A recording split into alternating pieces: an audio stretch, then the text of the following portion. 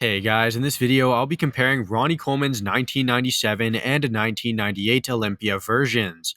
If you didn't know, Ronnie went from 9th at the 1997 Olympia, dropping 3 places from 1996 to winning the entire competition in 1998. He made some incredible improvements all around, so it will be interesting to see what he did to jump 9 places in 1 year. Now, before the video starts, if you enjoy my content, please consider liking and subscribing as it helps support my channel. With that all being said, let's get into this video. The front double bicep shows right off the bat the drastic conditioning improvements Ronnie made. The conditioning he brought in 97 was pretty good, however, 1998 shows a much drier, more mature look to the muscles. This is most evident in the quads and in the arms, as both areas look considerably more conditioned and defined for 98, while 97 looks softer in comparison. Size-wise, Ronnie did not improve as much, as both versions look very comparable in that aspect. However, immediately you can really see that conditioning edge that 1998 had. Here's the front lat spread, and that superb conditioning of 1998 only grows increasingly more impressive, as the chest, delts, and arms are noticeably more conditioned than in 1997, and the abs just pop out from under the skin. The lats look pretty good for both years, and like I said, the improvements weren't as much in the size department as they were in the conditioning aspect. That added condition really adds to the overall freakiness of 98, as he looks absolutely tremendous and fills out the pose perfectly.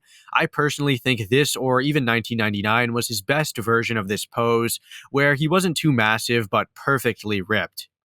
The side chest is a very good pose for both versions, with Ronnie showing incredible conditioning in both years. You can clearly see the striations in the chest and delt for 97, along with the good separation in the bicep, tricep, and brachialis. All that being said, 98 takes these positives and just goes crazy, bringing better separation in almost every area. His chest and delt are ultra striated, arms are shredded to the bone, and his midsection shows so much more detail, especially in the serratus and in the intercostals.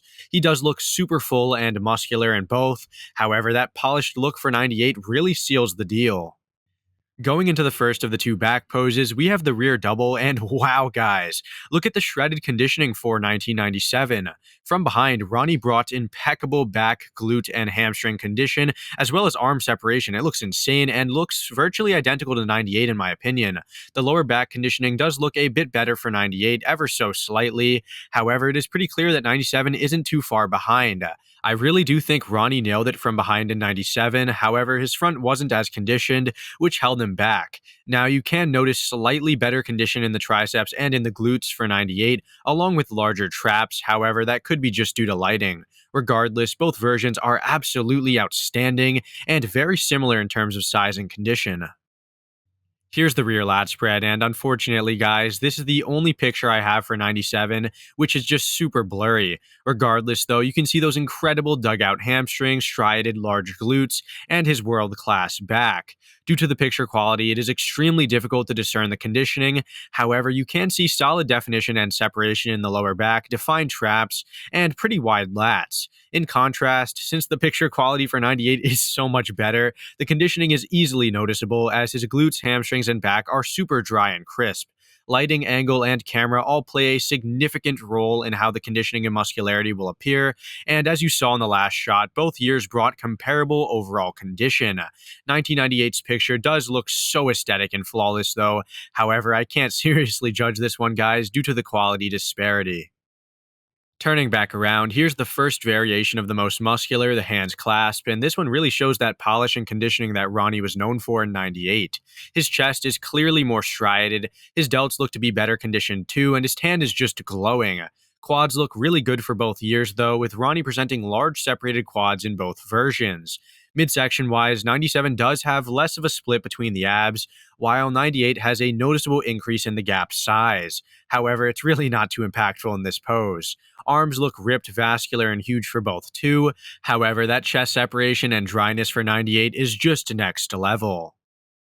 Here's the second variation, the crab, and wow, guys, that chest separation truly stands out here for 98.